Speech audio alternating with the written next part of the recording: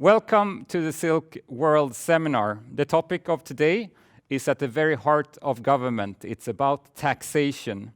Taxation creates a bond between the government and the governed.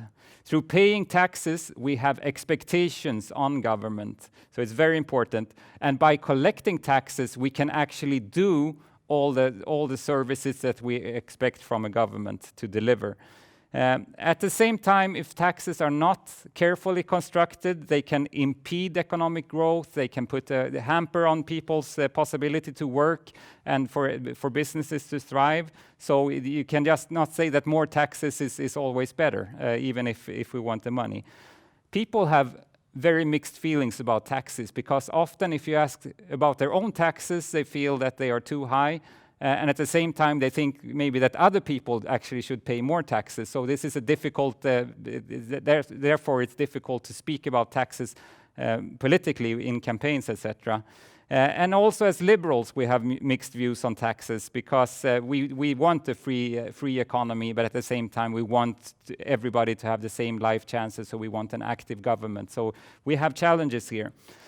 So to discuss this mixed views on taxes, it's a very important subject in government.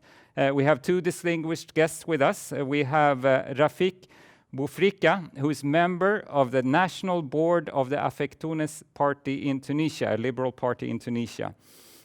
And we also have Melquiades Pulido, who is a national coordinator of public management from the liberal party Vente in Venezuela. Very welcome, both of you. Just to start with the basics to situate our listeners, how do taxes and government revenue collection work in your respective countries? Shall we start with Tunisia? Okay, thank you, Martin.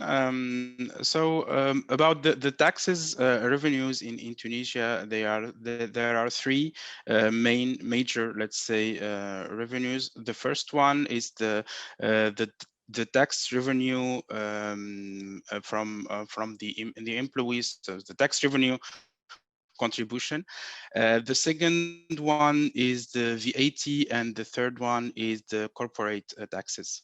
Thank you very much. And in Venezuela, what does the fiscal system look like and the financing of government? Well, we used to come from a distorted economy where the taxation was very high, but the evasion was very high as well. And nobody cared because the government had source of income, which was basically the oil. So the people lived out of the government. Right now, I would say that we have four levels of taxes. We have duties, import duties. We have income taxes. We have sales or added value taxes. And the worst one is inflation, which is the most regressive one. We are running, we have run at rates of more than 50% per month. Right now, we're at around 30. So that's really taking the money out of the poorest people's pocket. Oh, very interesting. I've never heard the view that inflation is actually a tax, but it makes sense. Thank you so much. Now, as a liberal political party in Tunisia, what are the most important structural changes that you propose when it comes to taxes as a political party? So actually, the taxation policy in Tunisia it's a burden actually on the people, because the major part of the taxation comes from the revenue revenue tax, and this is I mean, we are between around 25%, between 20 and 25%, which is very high, even compared to other countries in the same situation. I mean, the structural reforms that we want to do as Afek Tounes is to make the tax on the VAT tax as the first, let's say, source of taxation in the country. not by increasing the VAT, but by generalizing it to all the products. This is the first thing. The second thing is that in Tunisia we have, I mean, a lot of gray economy. It represents around 55% of the economy of the country, which is very, I mean, which is huge for a country like Tunisia. And I mean, what we have to do is to try to include this economy in the formal economy by make easy all the procedures, the fiscal procedures to include these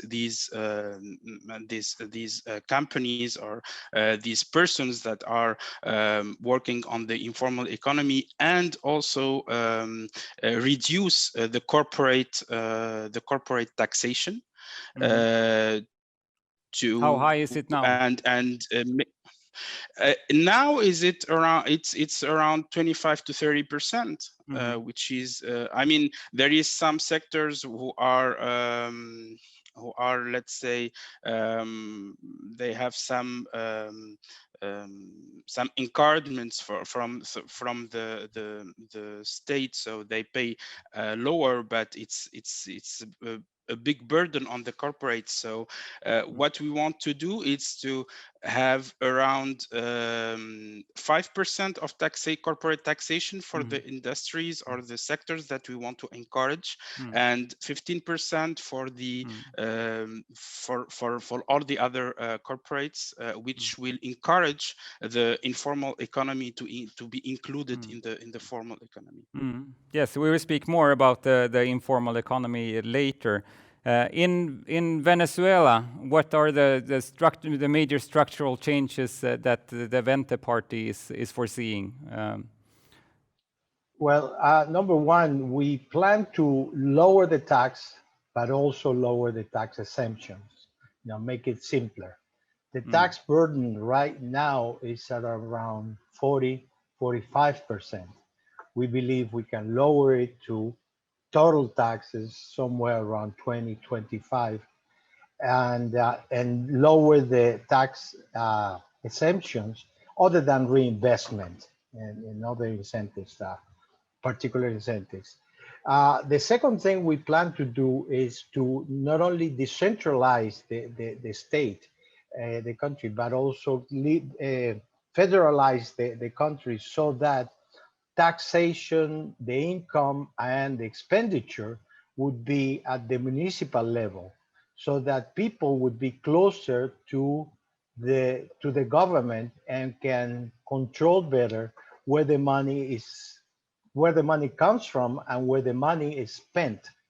So that if we make it simpler, probably one of the ideas was to put that cap, a maximum, a top to the income taxes and the sales tax, but they can lower it and compete among states or and at the municipal level, so that they can attract investment. One of the things that is affecting us by doing so is the burden of the current expenditure they have today, which is mostly salary. One of the ideas we're tossing around is to have them reduce the size of the state to the minimum possible, so that they can use some of the taxation money for investment. And the transition between the excess people, probably we can subsidize, would be the word, although we don't like the word, but really, let me give you an example. If a state has 1,000 people and they just need 200, with that excess of 800 people, they let them pick the 200 they need, so that we can use the money from privatization of many companies that are under the hands of the government, so we can retrain them, so that in a period of time, the private sector can absorb them, or they can start their own startups, their own business. So that would be a process, so we wouldn't create a burden to the municipal level, so that they can shape the size of the structure of their state structure, or the public structure, to whatever makes sense, which should be the minimum. Yeah, this reminds me very much from my discussions in Tunisia, where there's also a lot of discussion about public sector reform. You have a very big public sector. How does the party think in Tunisia about adjusting actually the size of the public sector at the same time as you discuss taxes? I mean, yes, we have a lot of the public sector is it's very big. I mean, the salaries burden actually from coming from the public sector is very heavy, and it's each year there is it's very challenging to succeed to find the money actually to pay the public sector in Tunisia. The thing that, I mean, in the policy of Afek Tounes about the reform of the public sector is to reduce a lot the number of employees in the public sector, but also to try to manage or to have a good governance of our public structures. We are talking not just about the administration, but also about the public companies that has to be reformed in deep. The deficit of the public companies that has much more employees that other companies from the private sector, for example, and in the same time they are giving less services, which is not good at all for the economy. Yeah. Another thing, a commonality, I think, between the two countries is speaking about actually collecting more taxes at the municipal level. I know that this is an ongoing discussion in Tunisia as well. Are you also really advocating for taxes to be collected locally rather than nationally? The tax should be collected locally at some point, but also even for the let's say the taxes that are collected from the state, they has to the percentage of the taxes that goes to the municipalities has to increase because for now the budget of, if you see the budget of the almost all the municipalities, they are just paying the salaries of the municipality employees, so there is no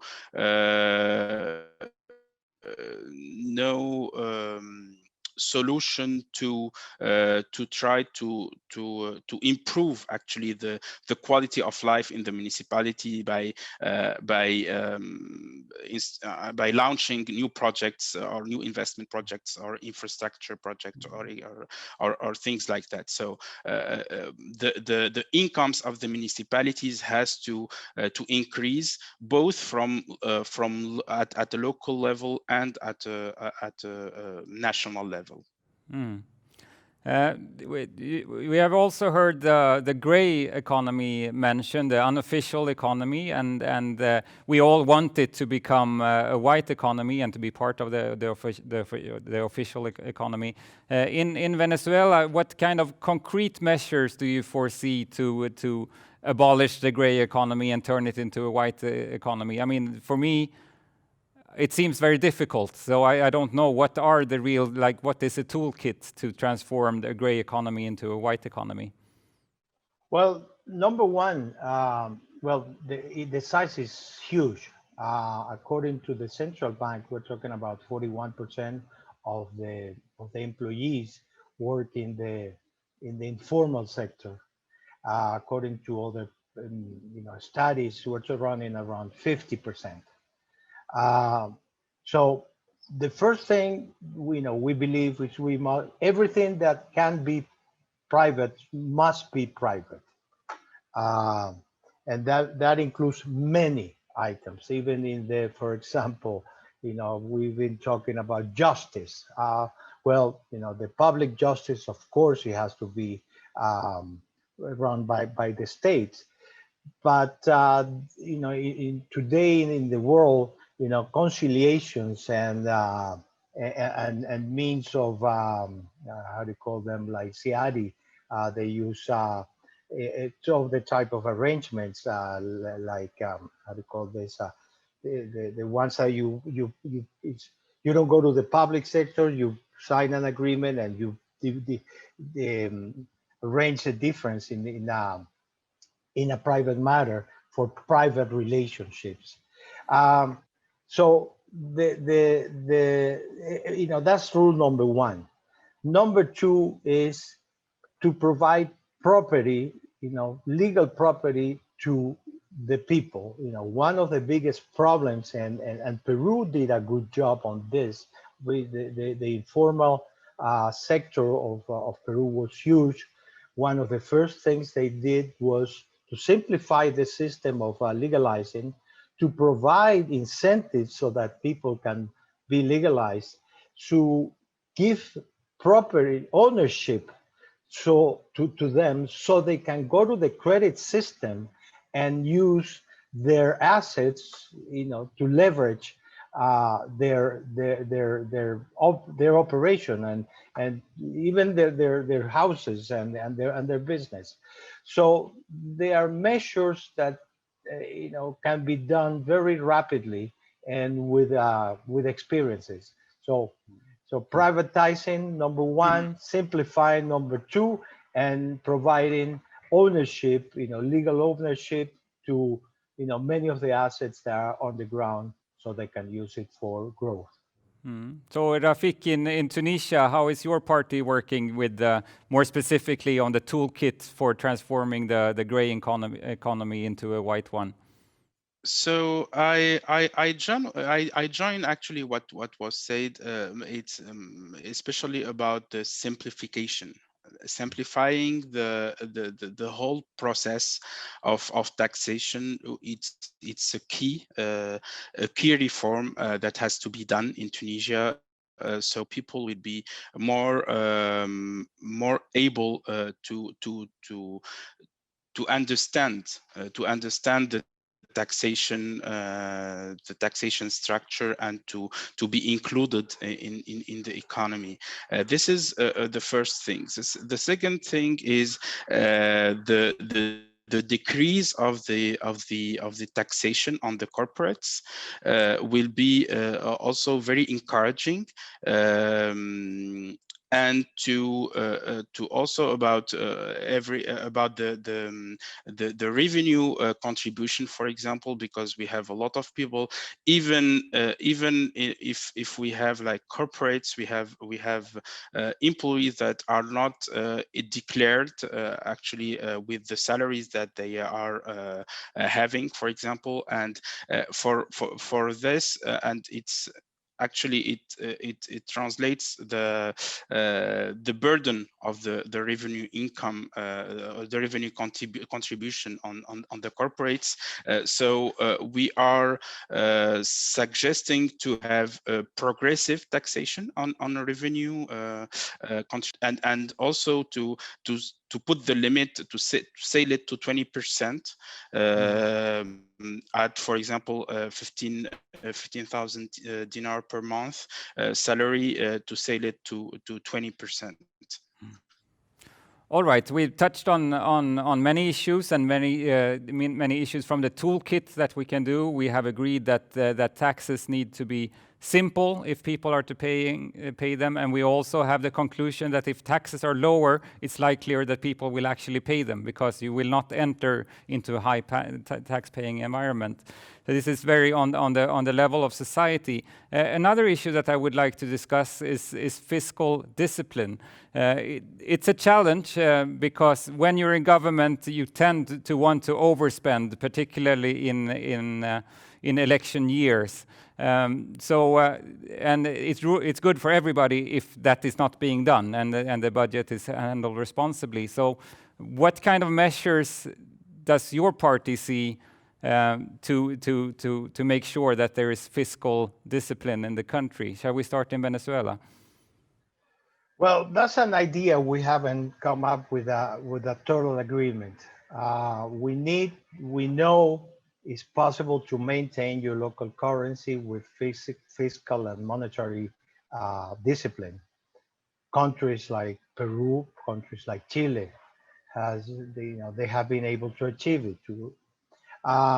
Some believe we should tie our currency to the euro or combination euro dollar, you countries have dollarized, so that you tie your hand so you cannot spend more than what you get. That's one way of doing it. Uh, but again, we are in the process of defining which is the best way to accomplish it. One of Mm. the other areas, for example, I just recently heard Mrs. Lagarde on the Monetary Fund talking about electronic money. On the system, you can have much better control of how much money you print, but also control of illegal money that comes inside that produces from drugs Mm.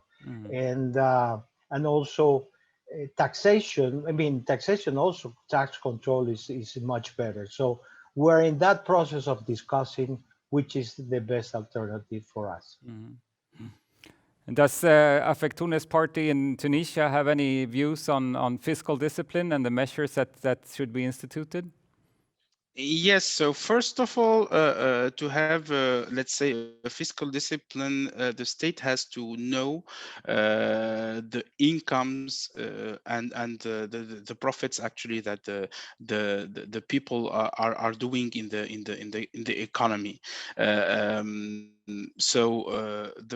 mean, between the reforms that Affect Tunis proposes, the first one is to have a unique number, as what is done, for example, in Sweden, with a unique number.